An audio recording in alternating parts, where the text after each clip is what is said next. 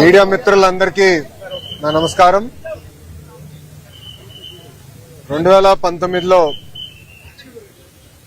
Telugu Desam party ఆనాడు ఓడిపోయినప్పుడు కావాలని తప్పుడు వార్తలు రాసి వ్యక్తిగతంగా నన్ను డిఫేమ్ చేయాలని ఆనాడు నా ఫోటో పెట్టి కింద క్యారికేచర్ పెట్టి ఏకంగా నేను విశాఖపట్నానికి వచ్చినప్పుడు 5 సంవత్సరాల్లో లాంజ్లో స్నాక్స్ కి సుమారుగా 25 లక్షల రూపాయలు ఖర్చు పెట్టానని ఒక టైటిల్ పెడతాం జరిగింది.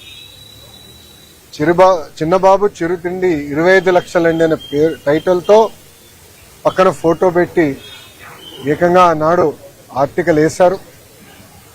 ఆ రోజు నుంచే నేను సాక్ష్యమైన పోరాటం మొదలు పెట్టాను.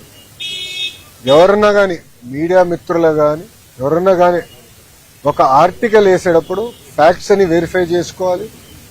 అవసరమైతే ఎవరిపైన అయితే రాస్తున్నామో వాళ్ళకి ఫోన్ చేసి ఇట్లా వేయబోతున్నాం, మీ అభిప్రాయం ఏంటి, మీ వర్షన్ ఏంటనేది జనరల్గా కనుక్కునే సంస్కృతి ఉంటుంది. కానీ అలాంటిది ఏం చేయకుండా కావాలని నన్ను కించపరిచే విధంగా ఆ ఆర్టికల్ వేసి ఆ రోజు పబ్లిష్ చేస్తాం జరిగింది. దానిపైన నేను సుమారుగా గత 6 సంవత్సరాలుగా నేను పోరాడుతున్నాను. ఇది 7వసారి నేను ఈ కేసు పైన విశాఖపట్నానికి వస్తాం. ఆ రోజు ద వీక్ అని వీక్లీ మ్యాగజైన్ కూడా ఆర్టికల్ వేస్తే నేను వాళ్ళకి నోటీస్ పంపించి ఆధారాలతో సహా, ఎందుకంటే ఏ డేట్స్ అయితే ఆర్టికల్ వేశారో ఆ రోజులు నేను విశాఖపట్నంలో లేదని కూడా నేను నిరూపిస్తాం కూడా జరిగింది. అది తెలుసుకుని వాళ్ళు ఏకంగా రిజైండర్ వేసి క్షమాపణ కూడా కోరటం జరిగింది. నేను గతంలోనే చెప్పాను, 2014 నుంచి 19 కానివ్వండి, ఇప్పుడు కూడా అంటే గడిచిన 18 నెలలు కానివ్వండి, నేను విశాఖపట్నానికి వచ్చినప్పుడు ప్రభుత్వం నుంచి టికెట్ తీసుకోవట్లేదు, ప్రభుత్వ గెస్ట్ హౌస్లో నేను ఉండట్లేదు. నేను వాడే వాహనాలు 2 వాహనాలు కూడా ప్రభుత్వ వాహనాలు కాదు. ఆ డీజిల్ ఖర్చు కూడా నాదే. నేను తాగే వాటర్ బాటిల్ కానీ చివరికి కాఫీ కూడా ఎయిర్పోర్ట్ లో లాంజ్ లో 5 నిమిషాలు నాయకులు మారాలంటే లాంజ్ లో కాఫీ పౌడర్ వాటర్ చివరికి మగ్గు కూడా నాదే. ఎందుకంటే నాకు ఇది మా తల్లి నాకు నేర్పించిన సంస్కృతి. మనం ప్రజాస్వామ్యంలో ఉన్నాం.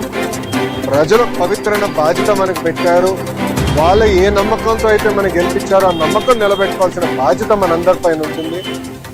ఏమున్నా ఖర్చులు కుటుంబం పరంగా మేము బనాయిస్తాం. నేను గతంలోనే చెప్పాను, ఇంట్లో అమ్మ బ్రహ్మి సంపాదిస్తే బాబు గారు నేను ఖర్చు పెడుతున్నామని. మా క్రెడిట్ కార్డు బిల్లు కూడా వాళ్ళే కట్టడం జరుగుతుంది. సో ఒక పారదర్శకంగా నిలబడాలన్న ఆలోచనతో నేను చేస్తాను.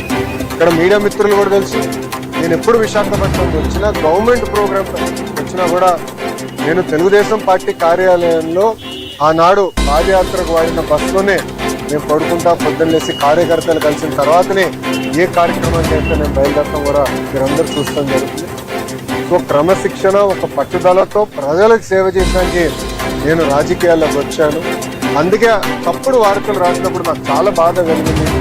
క్యారికేచర్ వేసి అంటే పైన నా ఫోటో కింద క్యారికేచర్ వేసి నన్ను కించపరిచే విధంగా చేసినప్పుడు దీని మీద పోరాడాలని ఆనాడే నేను నిర్ణయించాను. తప్పుడు రాత్రులపైన తప్పనిసరిగా నాడు నేడు ఎప్పుడు నేను పోరాడతాను. 2 కాదు 3 కాదు 5 కాదు, ఇంకో సంవత్సరం ఎక్కువ పట్టినా న్యాయం నా వైపు ఉందని నేను బలంగా నమ్ముతాను. నేను గెలుస్తానని కూడా నేను నమ్ముతున్నాను.